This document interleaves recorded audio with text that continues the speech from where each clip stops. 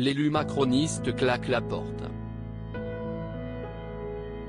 La députée Renaissance de Haute-Garonne Monique Iborra a annoncé à l'AFP son refus de porter et de voter une proposition de loi de la majorité dédiée au bien vieillir, dénonçant le mal d'ambition du texte, de plus mis en attente. L'annonce met en difficulté le camp présidentiel, et notamment le porte-parole du gouvernement Olivier Véran, invité de la matinale de France Info ce mardi 18 avril. Ça coûte trop cher les vieux, on peut le dire comme ça, l'a frontalement interrogé la journaliste Salia Braclia.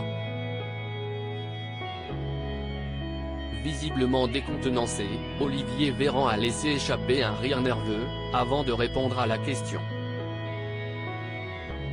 Je crois que si est la première fois, en plus de 10 ans de député, qu'on a voté et déterminé un budget, avant de déterminer la manière dont on allait le dépenser. On a fait ça dans le quinquennat précédent, si est ce qu'on appelle la 5e branche de la Sécu, détaille l'ancien ministre de la Santé. 2,5 milliards d'euros de plus à partir de 2024, et au total 10 milliards d'euros de plus par an pour les personnes âgées en perte d'autonomie dans notre pays. Bien vieillissent, le gouvernement en fait-il assez ? Pour le porte-parole du gouvernement, ces chiffres sont la preuve que l'exécutif a pris à bras le corps et en anticipation ce sujet du bien vieillir. On n'avait pas le choix, mais on l'a fait aussi et avant tout parce que l'on tient aux personnes âgées, ajoute-t-il.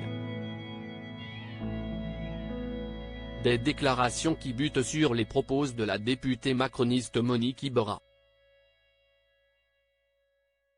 Celle qui devait être rapporteure du projet de loi sur le bien vieillir explique à l'AFP avoir mis 2 conditions pour accepter ce rôle, que le texte soit enrichi et qu'il soit une étape avant une grande loi sur le grand âge.